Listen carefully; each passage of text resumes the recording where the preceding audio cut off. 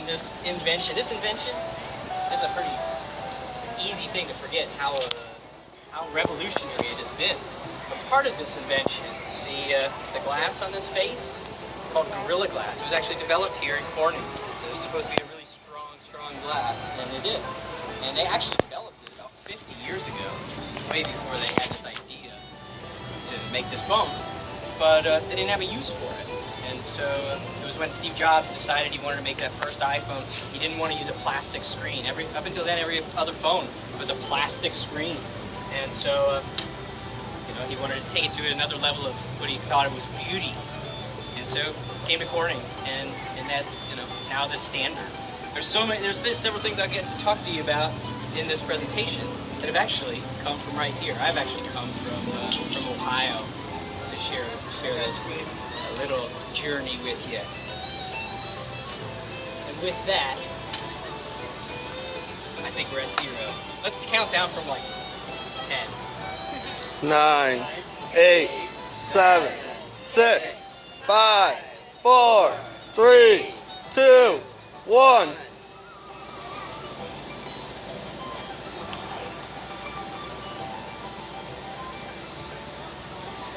Yeah! It's amazing. That little bubble? Not very big. It's there though. So, hello and welcome to what I like to call glass experience.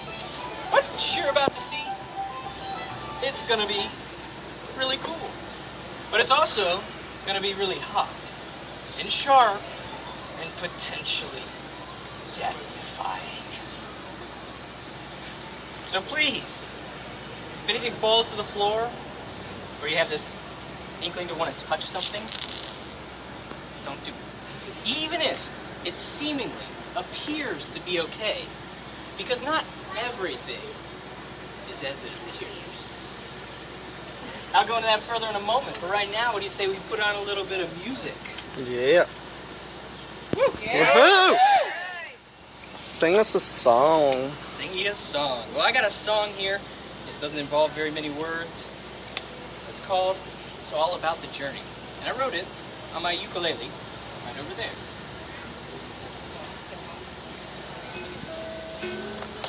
So the first thing we do before we do any glass blowing is I like to put on my safety glasses, because you can't be too safe or careful in this profession or in this life. And the next thing we're going to do is heat up our blowpipe, or as some people call, stick. We use glass in our lives in so many different ways, and we're often not even aware that we're using it, whether it's on our eyes, or it's on the windows of a wall, or light bulbs in the ceiling, or the fiber optic cables that travel all over this planet, sending information in the form of light.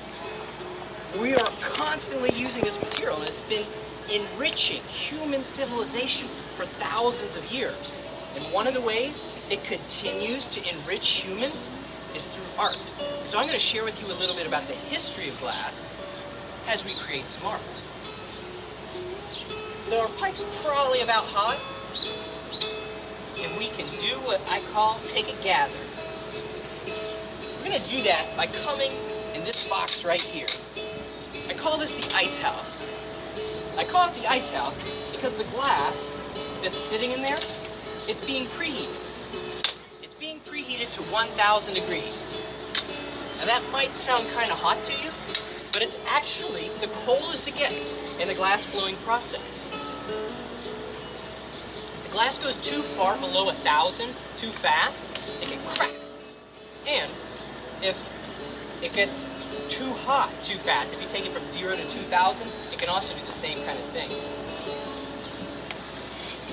Now I know I said a second ago something along the lines of things are not always as they appear. Well, this glass, which is actually sand that's been melted into glass, doesn't look too terribly hot, but it's still well above that 1,000 degree mark. But in order for us to do something with it, we need to get it even hotter. So I like showing that, just kind of remind people, you can't always judge from the eye.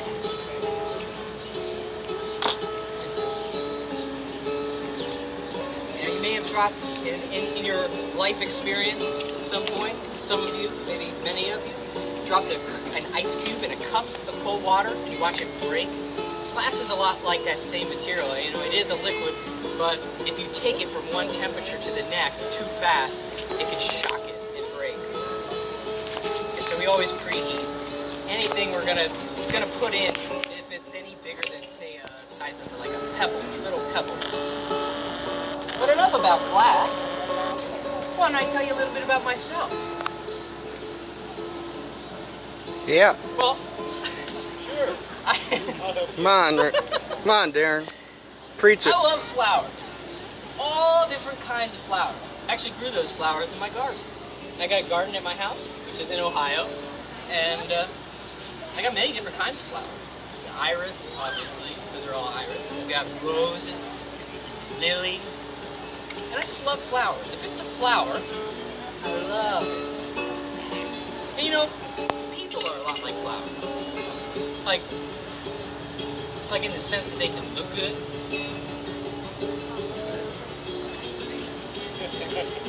They can, they can smell really good. They come in a lot of different shapes, a lot of different sizes, even a lot of different colors.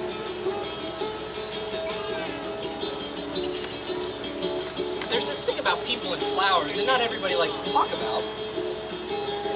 Folks, that is what I'm here for. That is what I'm here to share with you. You know, some people actually fear this, which is silly. It's easy to get caught in that trap, and I've learned, fear is really a trap. And if I can choose love over fear, it always works. But anyhow, this thing that we share with the flowers, and I'm about to break to you, is that they die. But I do not tell you that to scare you. I tell you that to remind you that while you are alive, don't be afraid to go after your dreams. If you fall down, pick yourself back up. And you try, and you try, and you try, and you try, and you try, and you try, and you try. And you keep trying.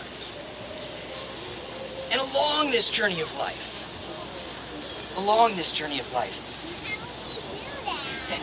please, don't be in such a rush that you cannot stop along the way and enjoy the flower of life. And so, with that, we are going to put that in what I like to call the flower pot of life.